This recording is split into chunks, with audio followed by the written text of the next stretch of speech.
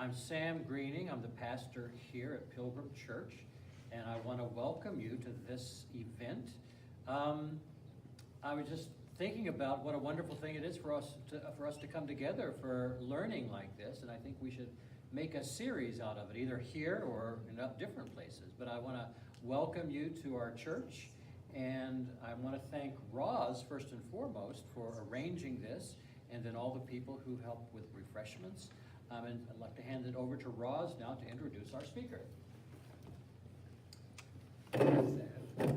Thank you all for coming. I know this will be an experience that will just open our hearts and open our minds and help us to understand things better. Mrs. Jackson and I met last Juneteenth. I was supposed to give a speech and nobody came except. And we spent an hour chatting, and I thought, people need to hear her story and meet this wonderful person. So I'm so excited to have her here with us today.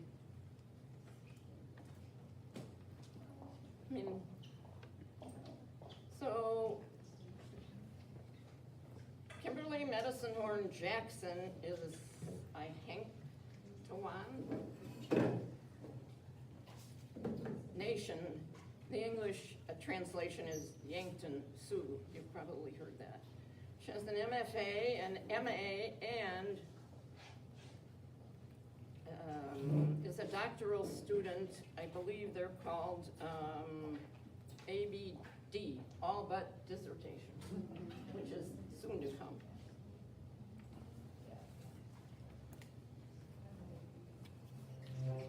Her dissertation topic is about a prominent South Dakota Sioux family of 4 generations and their responses to colonized Christian witness. She's an adjunct faculty with NAIITS, which is an Indigenous Learning Community, former North American Institute for Indigenous Theology Studies, and she's co-editor for their journal. She teaches Composition 1 and 2 with the University of Akron, where she presents the Native American boarding school era. She's taught as an adjunct faculty for neighboring universities since 2011. Her Master of Fine Arts degree is from Ashland University. She has several poems published and a creative nonfiction essay in Ethnosphere magazine. She lives in our county, and one of our members, Travis Quinn, says she is the best professor he ever had in his college career. I'm overjoyed to present Kimberlee Medicine Horn Jackson. Thank you so much for coming. Thank you very much. Good afternoon. I'm so happy that all of you are here today. I firmly believe that it is no accident you are here. Creator has guided your footsteps for some particular reason. I don't know what that's going to be, but my hope and my prayer is that you will come away from the time we spend together changed. Not completely transformed into another person, but perhaps a change in the way that you think about Indigenous people, our experiences that we have and continue to have as Indigenous people, the history of the United States, the history of Indigenous people. They're both the same. But we tend to know more about United States history than we do about Indigenous history, and there are reasons why. Kent Nurburn, the author, says that the boarding school era is a dark stain in history. So there's this explanation of something gone horribly, horribly wrong. And when that happens, there's a couple of choices. You can discuss it or you can ignore it. And when you try to ignore it, I'll talk about some of those things that happen. as an adjunct instructor, I've been lucky enough to use my time in front of the classroom talking about Native American history, all the different methods of removal, talking about the boarding school era, things that my students would never have known or heard of had they not taken my class. And I don't say that to boast, it's just the truth. And it's a compelling truth. Now I'm sure each one of you in this room could think about specific events in history that have been kept secret, that have been misunderstood, that have not been discussed, that have been even denied that they ever actually happened. And so what is it about the United States, government policies, complicity with different denominations of churches? What is it about that relationship that causes us to behave in ways that are damaging? And then what do we do about them? So as Roz said, I'm from the Ehanktawan Nation, the Yankton Sioux. We are the smallest tribe in South Dakota. For location purposes, for those of you who know your map well, the Yankton Sioux Reservation is in the southeastern corner of South Dakota, and it is on the border of the Missouri River. Right across from that is Nebraska. And so I take on the Yankton Sioux tribal nation identity, but I am also of Santee Sioux descent. If any of you have heard of Charles Eastman, he was a famous Native American doctor, the first one who served on Pine Ridge Reservation back in 1890 when the Wounded Knee Massacre happened. He was there, he and his wife, and they bore witness to the things, the atrocities that happened there. Today, when you go to the Wounded Knee Massacre, be prepared to climb high up a hill that's deeply rutted, almost as if the Conestoga wagons tried to get up there again and again and again, but they could not, and the wheels dug deeper and deeper ruts into the ground. The Wounded Knee Massacre mass burial site is a sacred site for Indigenous people. And I've been there a number of times, once when I was about 9, and then later on in 2008, I'm going to talk to you about a cross-cultural immersion class I went to and my visit to Wounded Knee Massacre there. But one of the things that I remember after my last visit was talking to one of the local Indigenous people at the bottom of the hill, and he was trying to intercept the tour buses. Because you see, in Indian country, summertime is called missionary season. It's not tourist season, it's missionary season. Why? Because, as Richard Twiss, Sichangu Lakota, has explained to us, 500 people from different denominations come every week for short-term missions trips. And all they want to do is what they want to do. Perhaps they want to drop off clothes. Maybe there's some old dinosaur computer, modems, laptops, huge monstrosities of things that we don't want anymore. But we feel better if we stow them on a reservation somewhere. What this man was trying to do was intercept these tourists' buses filled with young people from the seminary, youth from your missions group, who were trying to missionize Native Americans. They never knew anyone by name. They couldn't tell you who anyone was. But what they were very good at doing was this. I'm a Christian, I went to the Native American reservation. Check.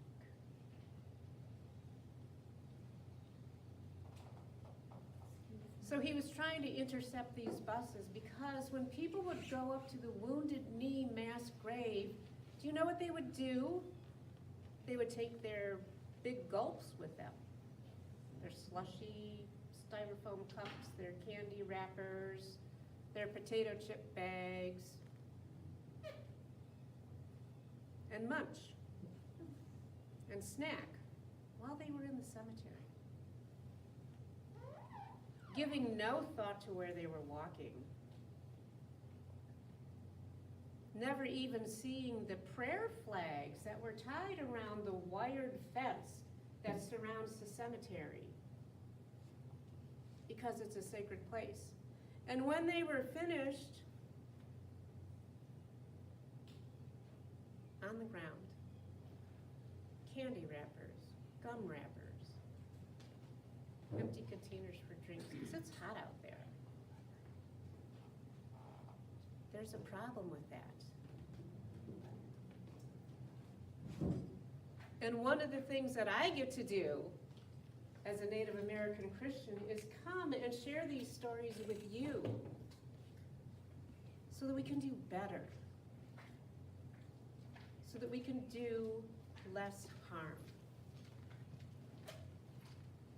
so that my hope is one day we'll both walk along the same path together in good, right relationship with each other.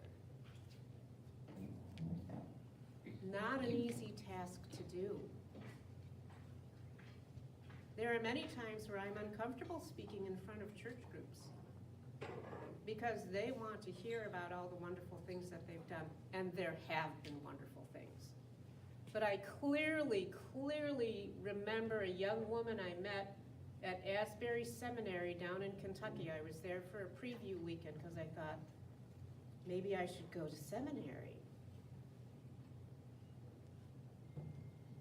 When she told me about her experience on Pine Ridge Reservation with her hand patting herself on the back, I said, who did you meet while you were there? Well, what do you mean? Do you remember anyone by name? No, she didn't. When I was at the cross-cultural immersion class, I remember one young woman who was saying, we gotta do this, we gotta do that, we gotta do this, we gotta do that.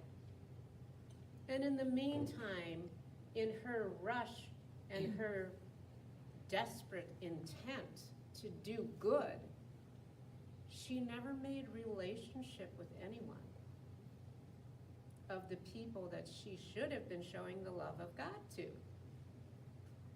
It somehow slips people's mind. It hasn't been lodged in their heart yet. That relationship is what we're supposed to have with one another.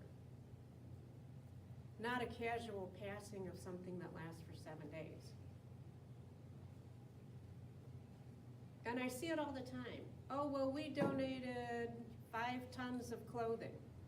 Well, that's good for you. But did you see where it ended up? You've seen the pictures of the used clothing mounds on the reservation that didn't fit anyone, that were out of season. That same group might have the audacity to say, look at what they did.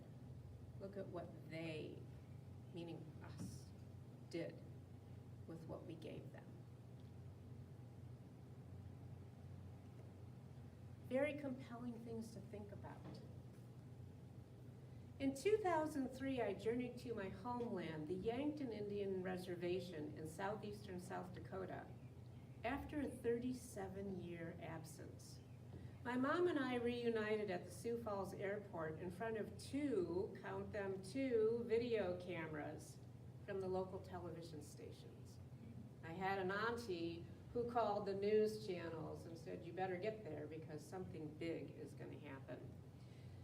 My mom praised the great Creator. I can still see her. She was saying, look what the great Creator has done. And when they interviewed me, separate and apart from her, I said, the hand of God brought us together. Isn't that the same thing? We blissfully embraced, and Creator God placed our feet alongside of each other to walk the same path once more. You see, because our reunion was never supposed to happen. Back in those times, I was born in 1964, you can do the math, I was adopted off the reservation under false pretenses. That's the polite way of saying it. That's the academic way of saying it. My indigenous friend from Canada, Adrienne Jacobs, would say they kidnapped you. They stole you. You're part of the stolen generation. But we don't like to use words like that, because then it implies that somebody has to take responsibility for those actions. So I believe our reunion was for the greater good. I watched as my mom's old wounds began to heal. Those first 5 days in October when we were together, her melodic voice echoed, "My girl, you're finally home." These words of restoration guide my thoughts and actions. As an adoptee, for me to try to reunite with my mom, with my family, while I was still steeped in any kind of bitterness, in any kind of anger, wasn't going to work. The only way that it was going to be possible was through God. And you know, that's when the impossible becomes possible. I witnessed as others entered into the circle of our story and saw hope flicker in their eyes. So many Native American children were taken from the reservations and sent to live in white Christian homes.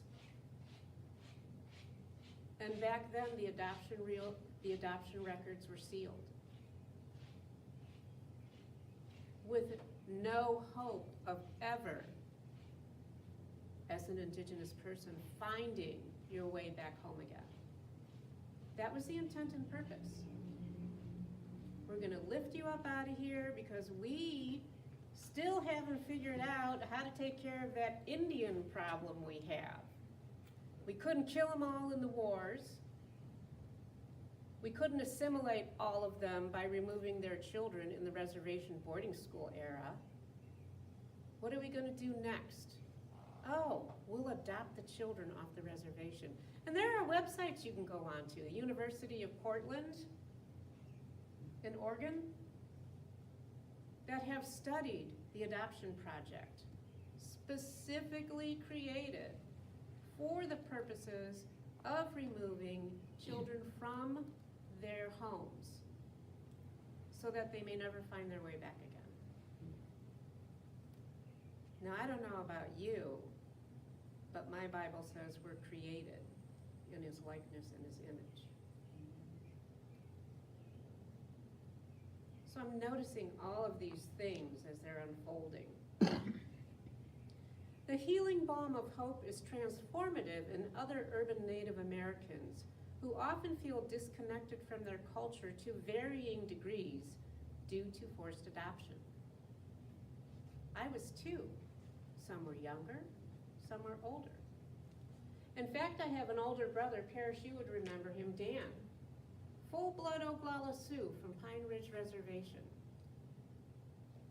Adopted out when he was about 13 months old, came to live with our parents who raised us in Chardon Township. And we were anomalies. People would point at us. What's that? My mom would tell us stories as we were growing up of people in the grocery stores wanting to know what it was. What it was. And you know what my mom told him? She said, they're children.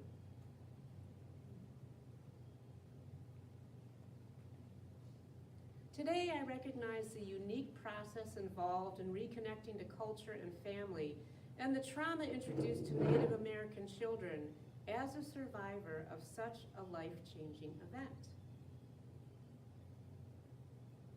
I would venture to guess there isn't one person in this room who has escaped from trauma of some kind. It's simply part of our path, what happens to us. Maybe the trauma that happened to you was that you were ignored. And then I could list a whole host of other things that may or may not have happened. You know, sitting in your chair, what happened to you. The thing that you haven't been able to get over yet on your own power, under your own steam. Or maybe you had the best childhood there was. And I'm thankful for that. And I hope that continues on through the rest of your days.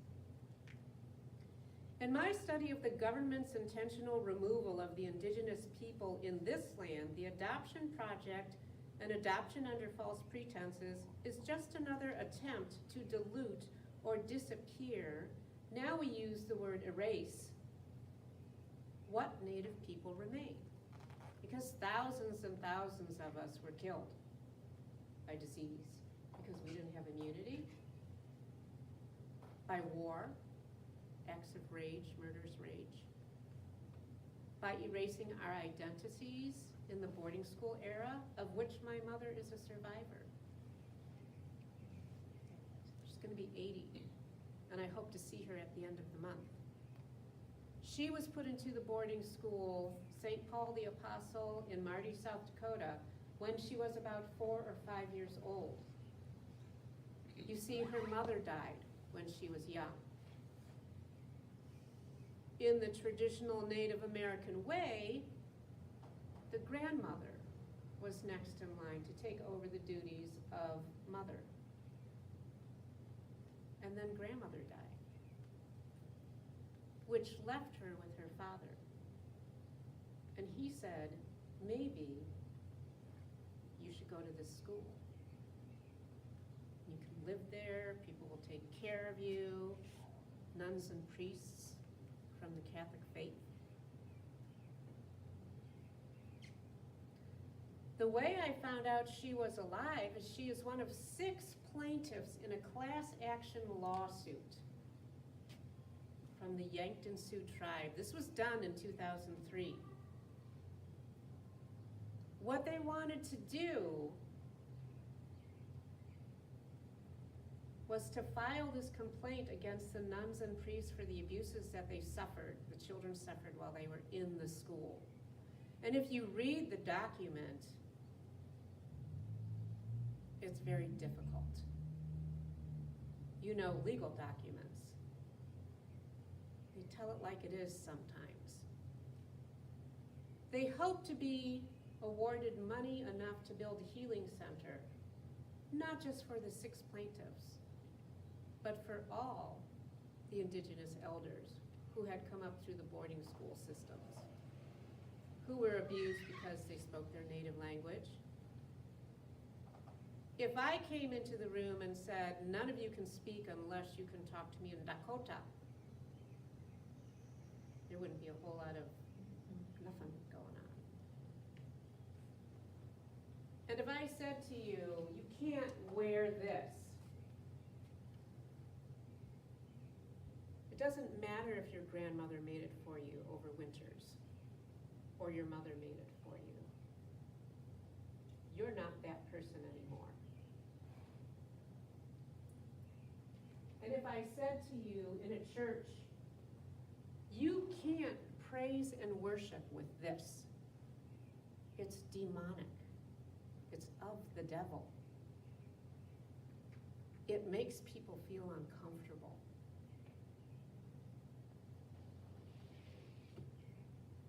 But if I use it to praise and worship Creator, what have I done that's wrong? But you see, maybe those Indians don't know who Creator is. Maybe they're worshiping a false god. And we have to stop that.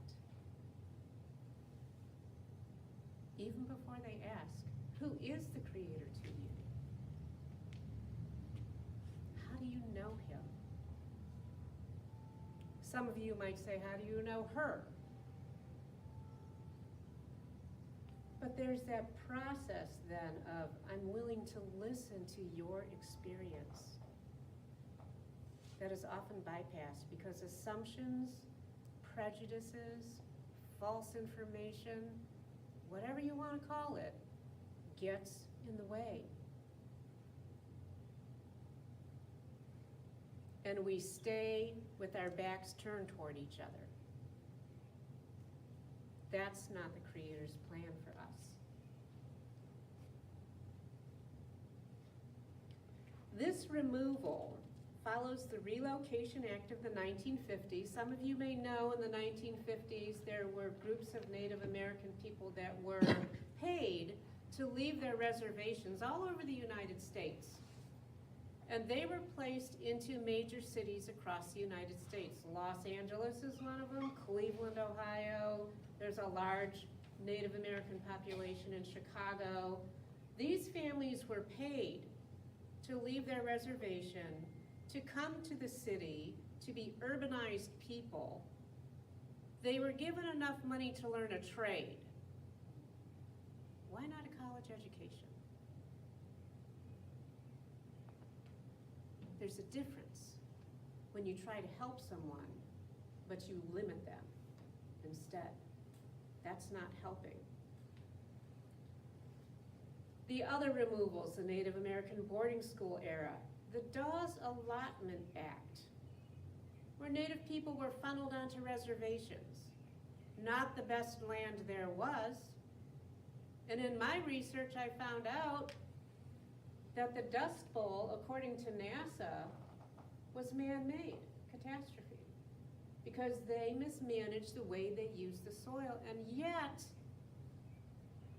they were moving the indigenous people off of the good land and putting them on what they thought was the bad land until they discovered there were minerals. Black hills, there's gold in them there hills. And we've got to get to it. But wait, we already put the Lakota on that land. What do we do now? And then we come to Custer. Custer's last stand, Little Bighorn. We call it the Battle of Greasy Grass. He wanted that gold. Research has told us that one of the reasons he lost that battle was because he overran his horses. He did not treat his horses with respect. He did not rest them. He did not feed them properly. He wanted to be the hero. He wanted to showboat.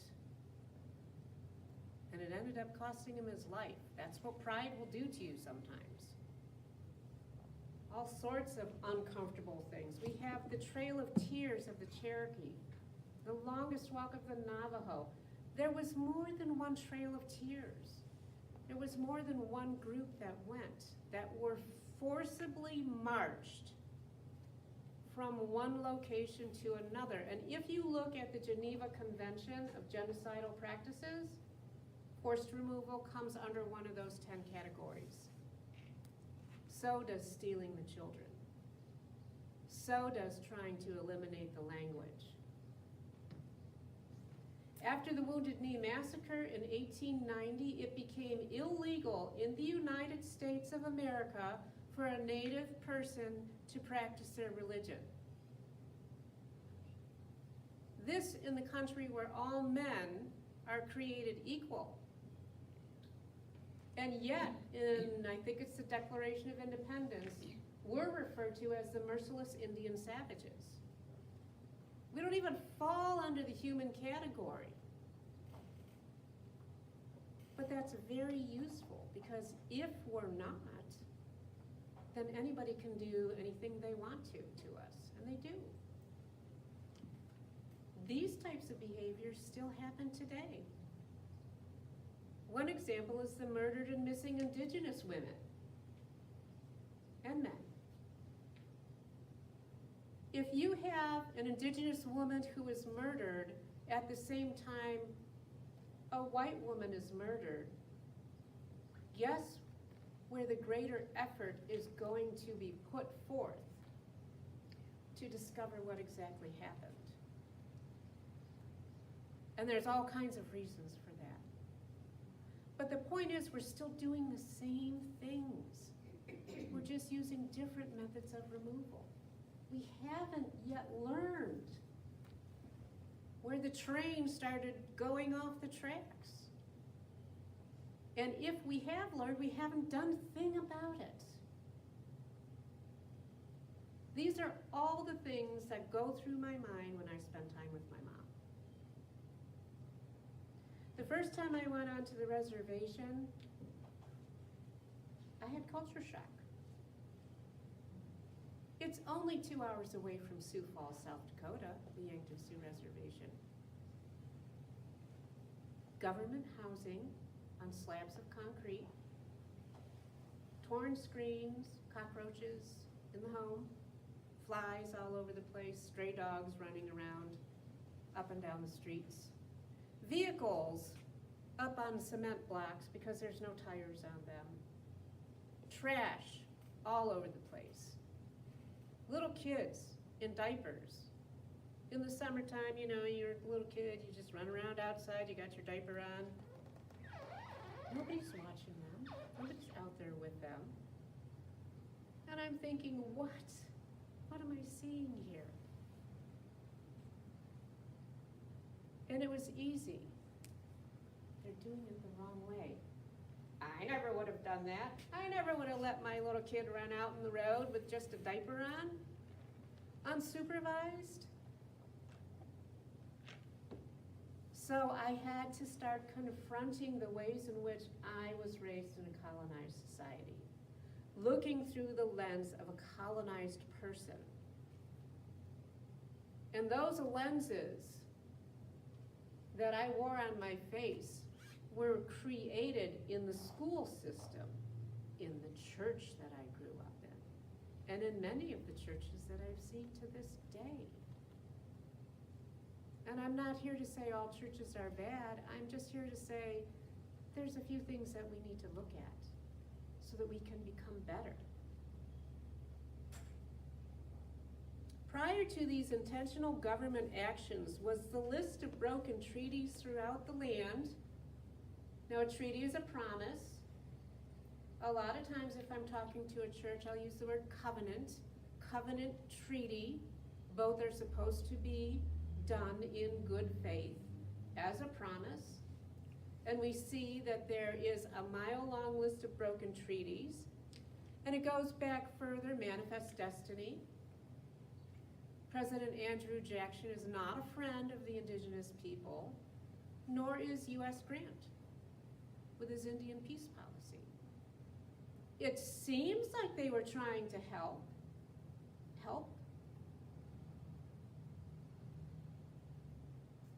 Perhaps to them they thought they were trying to help their own people accumulate as much land as they possibly could, Andrew Jackson. Even further, 1450s, the doctrine of discovery, the papal bulls, where it states if you go to a land, a foreign land, and you talk to the people, and they don't convert to your religion, you can do whatever you want. You can take that land however you want to. A lot of times that included bloodshed, but it was completely acceptable. So we've got this history that we have to deal with. Everywhere that I looked when I was on the reservation, and my friend Stephanie could tell you, she went to the reservation with me a few years back in 2018. I still remember her reaction when she saw the reservation and the conditions in which people live. And she said, my God, why doesn't somebody help them?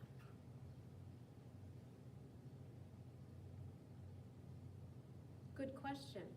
Everywhere I looked and I saw lack, the only thing that I could even think of would turn that around was Jesus.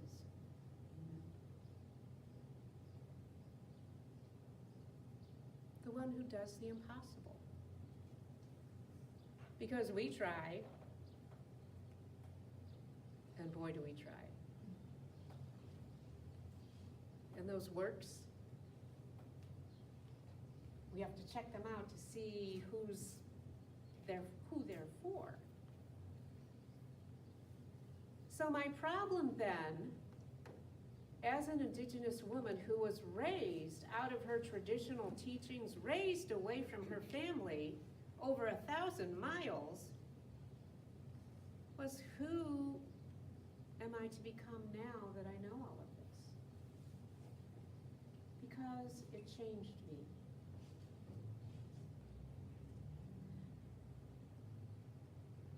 I wrote a letter to the editor of the Lakota Times Journal. It was after my son was a couple of years old. I wanted to discover my family back on the reservation. I wanted to know who my mother was. Not an unreasonable request.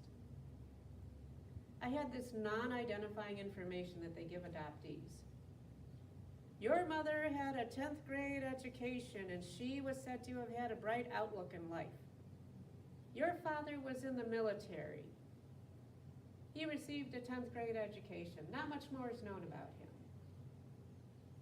But yet, when I put these non-identifying information papers up to prayer, every time I looked at them, something else that was new was revealed. For example, I discovered I was baptized in St. Paul the Apostle Church on the Marty Indian School land that was the boarding school. One day, I held the paper up to the light. And those of you in the room who remember the little whiteout strips from the typewriters, okay, you just try to X over with the whiteout strip on the typewriter, on the thing. That was the first time I saw Yankton Sioux. Had I not held that paper up to the light, I never would have seen it. Years and years went by and it never occurred to me to do that. But now I had one more little piece of the puzzle. But on the flip side of that, the social workers who came to remove me from the reservation when I was 2, when they were making up my non-identifying information, they wrote down that I was from the Rosebud Sioux tribe, the Sichangu Lakota. To them, it makes no difference. One tribe is just like the other. Who cares? What's the matter? What's the difference? But when I reunited with my family and I said, they told me I was Rosebud Sioux, they all started laughing. Because they knew just by the way I looked, the way I'm built, that there was no way I could be Rosebud Sioux. And they laughed and laughed and said, oh, we're better looking than they are.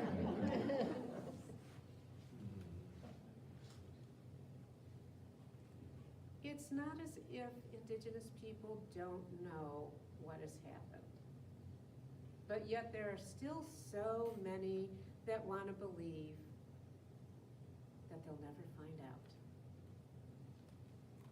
And that's something that we need to work on together. So my mom told me this story. She said there was someone on the reservation going around who would decide which children should stay and which should go. To this day, I don't know who that person or who those persons are. But I know that my reservation is not the only one that operated like that. What I don't know is what the criteria were, because I had an older sister, 1 year older than me, and a younger sister, 1 year younger than me. They grew up on the reservation. I did not. It's probably an answer I'll never know. Because I could go into the why me, why me, why me, and I have in some instances. But why not? Why not me? Somebody had to do it. But imagine being that social worker and going around and saying, that one over there, that one over there. Take them away. Because my mom lived in a house that didn't have running water. She was considered in poverty. She was a single woman. On the reservation, husbands disappear a lot. I don't know where they go. All of my sisters don't have any husbands. And they may have 9 kids, they may have 7 kids, they may have 11 kids. Where's the dad? And what they do when Native women go to the hospital to have their babies is they say to them, you live in poverty. There's no possible way you can take care of this child. And if you really love them, you would give them up to adoption. You would give them to someone who can take care of them while they're in the hospital. That's what happened to my mom. Not only once, but twice. 2 years after I was born, my sister Paula was born with a cleft palate in 1966. Probably from my mom's slow descent into alcoholism after having one child removed. Fetal alcohol effect can show up as cleft palate. And back in those days, there were doctor missionaries that were going around to reservations and doing cleft palate corrective surgery for free. But that's not what they told her. If you really loved your child, you would give it up. Because there's no possible way you're ever going to be able, the unspoken part is there's no possible way you're ever going to be able to raise them in the correct way. Think of hearing that when you're a young mother. Now my mom had one of those pumps, those rusty pumps in the backyard. Beautiful garden, pump in the backyard. But for some reason, because that water wasn't piped through the house, that was the thing. So they said, we will help you. We will help you watch your little girl. We'll take her for 30 days, and then you can come back and get her. Here's where you have to go. So the 30 days came, and she went to wherever she had to go. I don't know where, I imagine an office somewhere. And when she got there, I had already been adopted out. I was placed in foster care immediately and adopted out because I looked at the time, in the state of Ohio back then, you had to live as a qualification to become adopted by my parents who raised me here. I had to be here for 6 months before it was final. So she goes back to get me, and they said, your daughter's been adopted out. And by the way, those papers that you signed were permanent adoption papers. She had no idea. And she said, in her grief, she tore her hair out. They told her she would never see me again.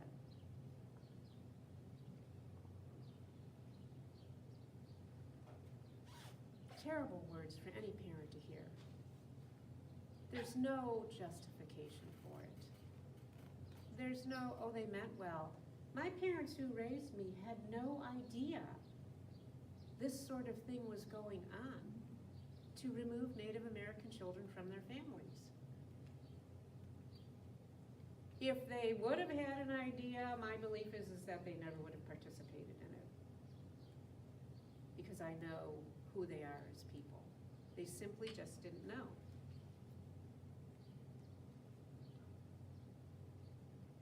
I told you before that my mother is a boarding school survivor.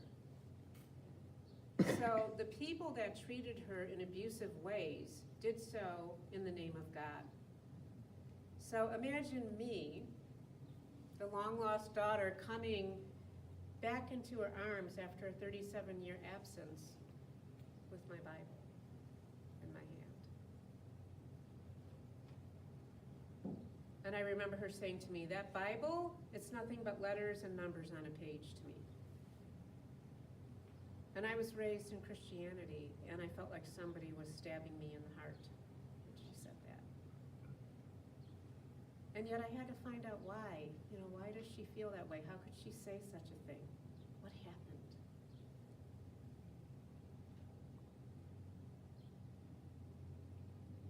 But our reunion is a way of God's restoration showing itself. I told you about those 2 video cameras. All the next week, I stayed at the Yankton Sioux Hotel and Casino. We have our own hotel and casino. But all the time I went through the lobby and the news was playing, they were playing the footage of our reunion at the airport. And do you know what that did? It helped all those other mothers on the reservation who would walk through that lobby or watch it in their homes have hope that if I could come back after 37 years, maybe their children could too. You see, when God says, I'm going to do this, I couldn't do anything about it when I was 2. And then as a grown woman, I had a choice. Should I walk through this door? Should I take this opportunity? Should I go there? What should I do? Many of us are faced with that. Where do you want me to go? What do you want me to do? What's it going to mean if I talk to her? If I see her? How am I going to change? How are things going to be different? Should I even do this? And I never could have imagined the things that have happened since then. She said, oh, my girl, I'm so glad you're here. We always prayed for you. We always thought about you. We never forgot who you were. We always left a place at the table for you. Can you imagine?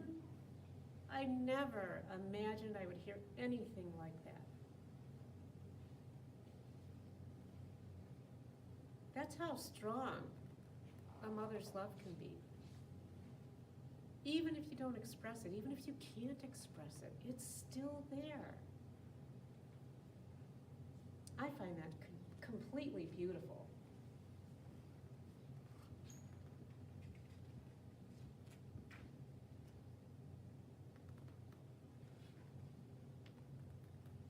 When I go home, it's very expensive to do so, even more so today. Usually costs about $1,000 to go.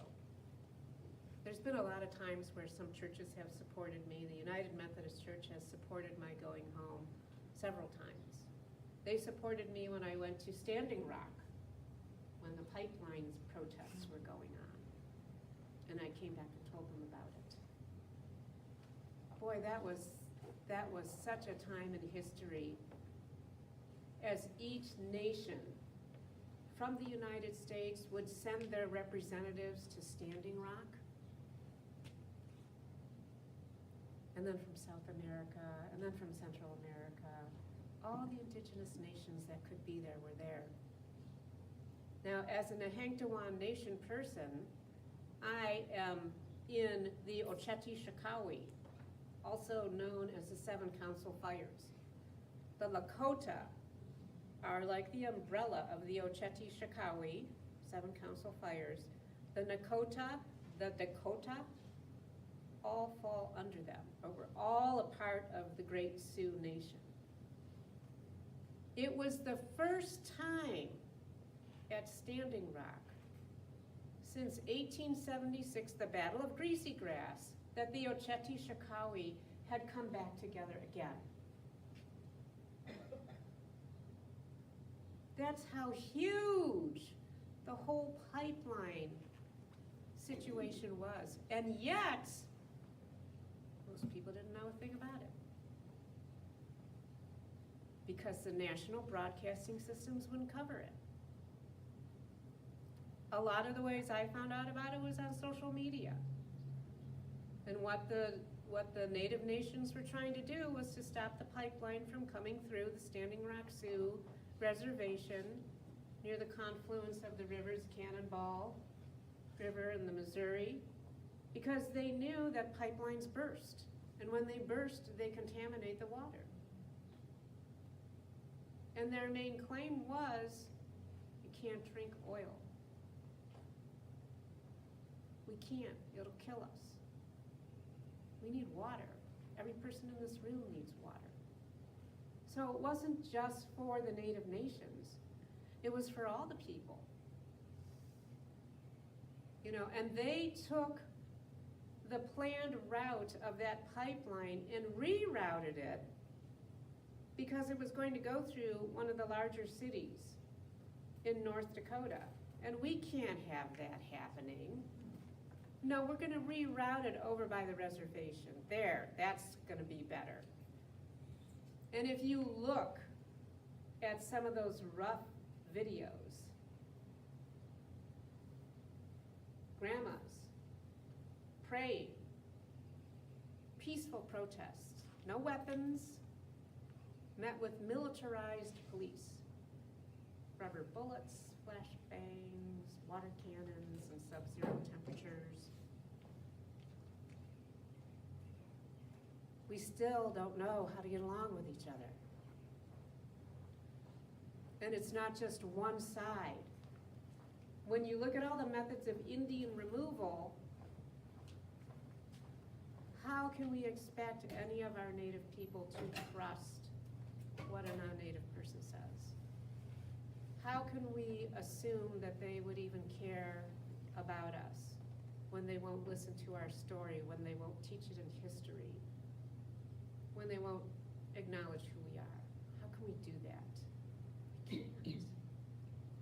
And so what Native nations have done now is to recover from all the traumas that they've been through. We can't wait for other people to get on board.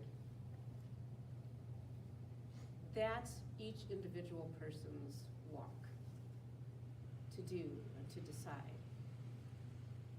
And the Creator is gonna lead you on that path wherever it's gonna go for you. But we're not, Native nations people are not about saying, you've got to do this, you've got to do that, you've got to do that, and if you don't, it's not the way we do things. We're observers. You can learn a lot about people by keeping your mouth shut and your eyes open. And not only that, by keeping your heart open. What can I learn about these people? What can I learn about that person over there who's daydreaming, not engaging in the content? And what story does that person have to tell me who's leaning forward? That's who we are. We want to know who you are. We want to listen to what your story is. We want you to listen to us. And if you can't do that or you don't want to, then there's really no hope of anything continuing any further. Carl Rogers, a famous American psychologist, said, most people listen to reply. So if I ask a question as an instructor in front of the classroom, before I'm even done asking the question, the majority of people in the room are going to be trying to figure out how they're going to reply to that. They're not even listening to the full question. And that's what people do. But Carl Rogers says what we should be doing is listening to understand. And that takes time. And it's risky business. Because when you begin to understand what another person's experience is, then you bear some sort of a responsibility. Because you've started in the very slightest of ways to care. That's what we're supposed to do. We're supposed to care for each other.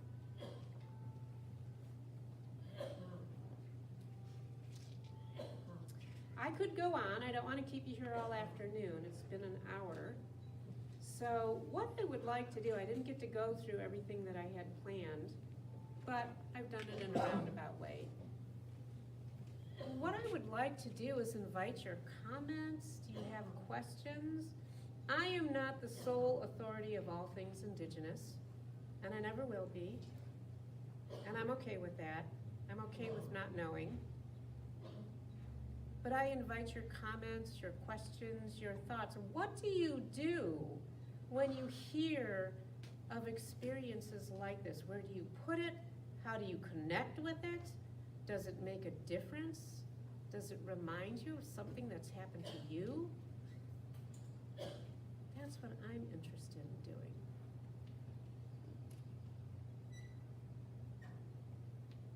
So I invite your questions, comments, if that's okay, Roz. I could go on much longer, but I want to be respectful of your time. It is a Sunday afternoon.